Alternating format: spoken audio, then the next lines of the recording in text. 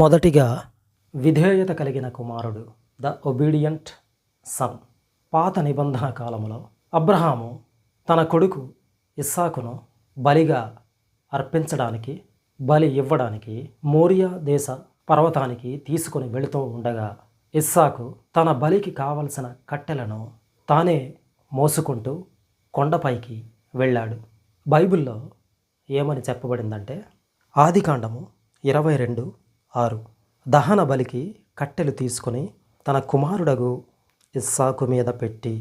Genesis 22:6 Abraham took the wood for the burnt offering and place it on his son Isaac అని చెప్పబడింది. క్రొత్త నిబంధన గ్రంథములో యేసుక్రీస్తు తన శిలువ మ్రానును తానే మోసుకుంటూ కల్వరి కొండకు వెళ్ళాడు. దేనికోసమంటే మన అందరి పాప విమోచన కోసం, ఆ శిలువలో బలి కావడానికి. ఇదే విషయం బైబిల్లో యోహాను 19:17 వారు యేసును తీసుకొని పోయిరి, ఆయన తన శిలువ మోసుకొని కపాల స్థలమును చోటికి వెళ్ళెను. హెబ్రీ భాషలో దానికి గొల్గొతా అని పేరు. John 19:17 carrying his own cross he went out to the place of the skull which in Aramaic is called Golgotha. ఈ రెండు సంఘటనలలో తండ్రికి విధేయత చూపిన కుమారుడు మనకు కనిపిస్తూ ఉన్నాడు. పాత నిబంధనలో ఇస్సాకు తండ్రికి విధేయత చూపిస్తూ బలి కావడానికి సిద్ధపడ్డాడు. క్రొత్త నిబంధన గ్రంథములో కుమారుడైన యేసుక్రీస్తు పరలోకమందున్న తండ్రికి విధేయత చూపిస్తూ మనుష్యులందరి పాపాల కోసం బలి కావడానికి సిద్ధపడ్డాడు. రెండవదిగా అద్వితీయ కుమారుడు, ద ఓన్లీ బిగాటెన్ సన్. పాత నిబంధన గ్రంథములో దేవుడు అబ్రహాముతో ఏమన్నాడంటే, ఆదికాండము 22:2 అప్పుడు ఆయన, నీకు ఒక్కడయ్యున్న నీ కుమారుణ్ణి, అనగా నీవు ప్రేమించు ఇస్సాకును తీసుకుని మోరియా దేశమునకు వెళ్ళి, అక్కడ నేను నీతో చెప్పబోవు పర్వతములలో ఒకదాని మీద దహన బలిగా అతనిని అర్పించుమని చెప్పెను.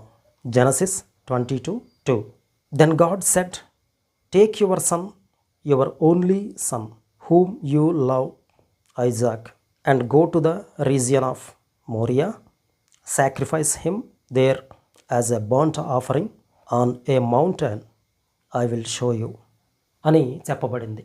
క్రొత్త నిబంధన గ్రంథములో మన సృష్టికర్త అయిన దేవుడు ఈ లోకాన్ని, అంటే ఈ లోకములో ఉన్న మనుష్యులను ఎంతో ప్రేమించాడు. కనుక తను సృష్టించిన మానవుడి పాప విమోచన కోసం పరలోకమందున్న మన తండ్రి ఏం చేశాడంటే, యోహాను 3:16 దేవుడు లోకమును ఎంతో ప్రేమించెను, కాగా ఆయన తన అద్వితీయ కుమారునిగా పుట్టిన వానియందు విశ్వాసముంచు ప్రతివాడును నశింపక నిత్య జీవము పొందునట్లు ఆయనను అనుగ్రహించెను. John 3:16 for God so loved the world that he gave his one and only son, that whoever believes in him shall not perish but eternal life అని చెప్పబడింది. అబ్రహాము దేవుని మాటను బట్టి తన కుమారుణ్ణి బలిగా అర్పించడానికి వెనకాడలేదు.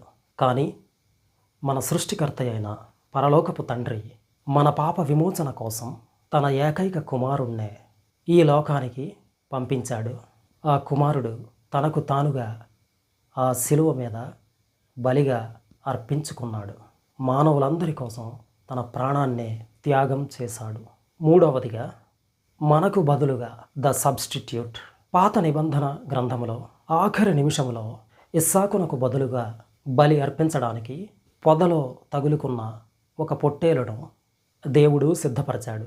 ఆదికాండము 22:13 అప్పుడు అబ్రహాము కన్నులెత్తి చూడగా పొదలో కొమ్ములు తగులుకొని ఉన్న ఒక పొట్టేలు వెనుక తట్టున కనబడెను.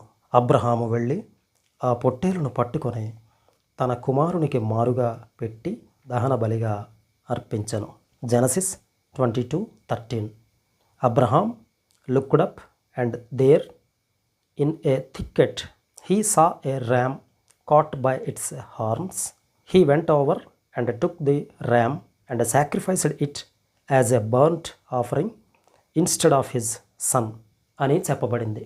క్రొత్త నిబంధన గ్రంథములో యోహాను 1:29లో మరునాడు యేసు తన యొద్దకు రాగా చూచి, ఇదిగో లోక పాపమును మోసుకొని పోవు దేవుని గొర్రెపిల్ల. John 1:29. The next day John saw Jesus coming toward him, and he said, Look, the Lamb of God who takes away the sin of the world అని యోహాను యేసుక్రీస్తును గూర్చి చెబుతూ ఉన్నాడు. అబ్రహాము దేవుని ఆజ్ఞ మేరకు తన కుమారుణ్ణి బలిగా అర్పించటానికి సిద్ధపడగా అద్భుతముగా దేవుడు ఒక పొదలో కొమ్ములు తగులుకొని ఉన్న ఒక పొట్టేలును అబ్రహాము కుమారునికి బదులుగా బలి కోసం సిద్ధపరిచాడు. అబ్రహాము కుమారుణ్ణి మరణము నుండి తప్పించాడు. అదే విధముగా ఇస్సాకు అబ్రహాముతో, తండ్రి, దహన బలికి గొర్రెపిల్ల ఏది అని అడిగినప్పుడు అబ్రహాము ఇస్సాకుతో, కుమారుడా, దహన బలికి గొర్రెపిల్లను దేవుడే చూచుకొనును అని చెప్పాడు. 2000 సంవత్సరాల క్రితం ఏ ప్రదేశంలోనైతే, ఏ పర్వత ప్రాంతంలో అయితే అబ్రహాము తన కుమారుణ్ణి బలిగా అర్పించడానికి సిద్ధపడ్డాడో అదే పర్వత ప్రాంతంలో, అదే పర్వత శ్రేణిలో మన సృష్టికర్త అయిన పరలోకపు తండ్రి తన కుమారుడైన యేసుక్రీస్తును మరణానికి అప్పగించడం ద్వారా, యేసుక్రీస్తు మరణం ద్వారా ఆ వాగ్దానాన్ని సంపూర్ణంగా నెరవేర్చాడు. చాలామంది బైబిల్ స్కాలర్స్ ఏం చెబుతారంటే, వారి యొక్క అభిప్రాయం ప్రకారము భౌగోళికంగా ఇస్సాకును బలి అర్పించుటకు సిద్ధపడిన మోరియా పర్వత ప్రాంతము, మోరియా పర్వత శ్రేణిలో ఒక భాగమే యేసు సిలువ వేయబడిన గొల్గొతా అని అంటారు. మరి ఒకసారి ఇంకొక వీడియో ద్వారా మిమ్మల్ని అందరినీ కలుసుకునేంత వరకు అందరికీ praise the Lord. God bless you.